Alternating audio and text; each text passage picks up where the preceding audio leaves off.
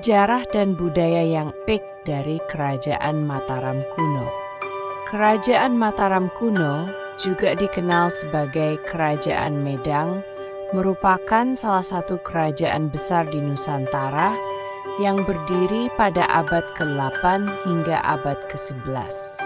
Kerajaan ini memiliki perjalanan sejarah yang panjang dan penuh dinamika, mencakup periode kejayaan, perpindahan pusat pemerintahan, hingga kemunduran yang berujung pada keruntuhan.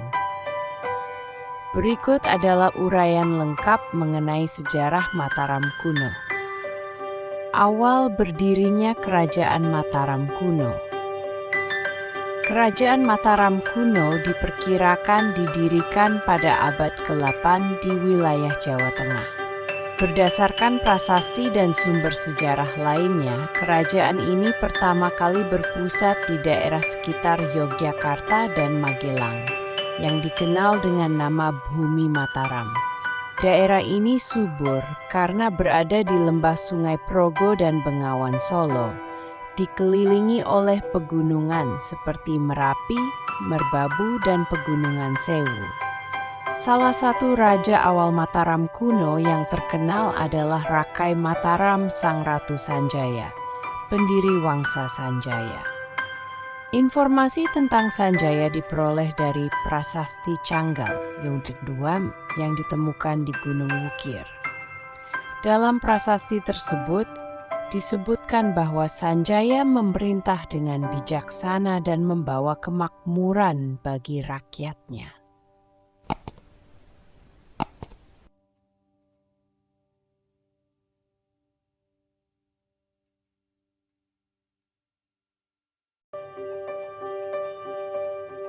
Masa kejayaan Wangsa Sanjaya dan Wangsa Shailendra, sejarah dua dinasti yang besar.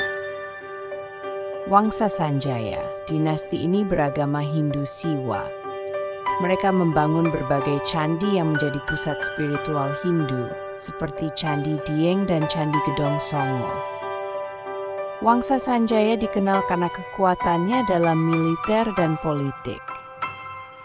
Wangsa Shailendra, dinasti ini beragama Buddha Mahayana. Wangsa Shailendra mencapai puncak kejayaan dengan membangun Candi Borobudur pada abad ke-9, sebuah karya agung yang menjadi salah satu keajaiban dunia.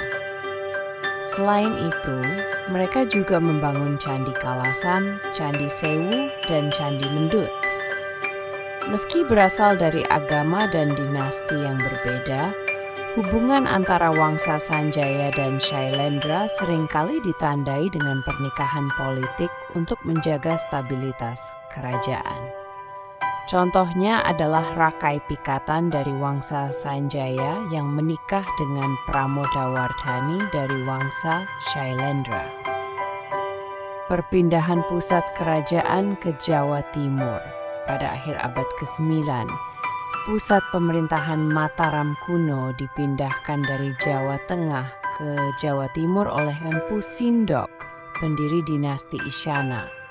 Perpindahan ini diduga terjadi akibat bencana alam, seperti letusan Gunung Merapi atau alasan politik dan militer, seperti ancaman dari kerajaan lain.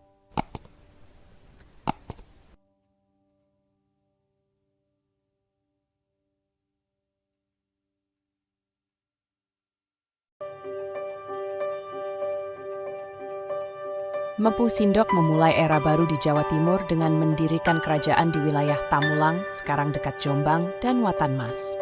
Selama periode ini, kerajaan Mataram kuno tetap berkembang dan menjaga kekuatan politiknya di Nusantara. Kemunduran dan runtuhnya kerajaan Mataram kuno. Kerajaan Mataram kuno mulai mengalami kemunduran pada abad ke-10 hingga abad ke-11. Salah satu faktor utama kemunduran adalah serangan dari kerajaan Sriwijaya yang menjadi kekuatan maritim dominan di Asia Tenggara. Selain itu, konflik internal dan pergantian kekuasaan yang tidak stabil turut melemahkan kerajaan ini. Pada tahun 1019 terjadi tragedi besar yang dikenal sebagai Pralaya Medang. Peristiwa ini melibatkan serangan oleh Raja Wurawari yang menyebabkan kehancuran pusat pemerintahan Mataram kuno.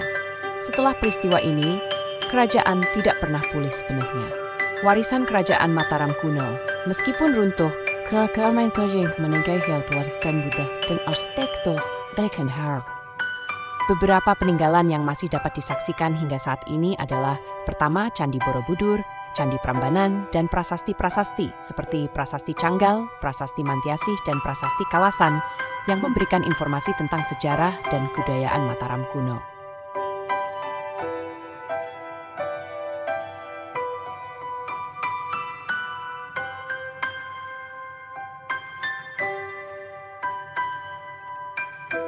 Kesimpulan dari sejarah Mataram kuno, Kerajaan Mataram kuno merupakan salah satu tonggak penting dalam sejarah Indonesia.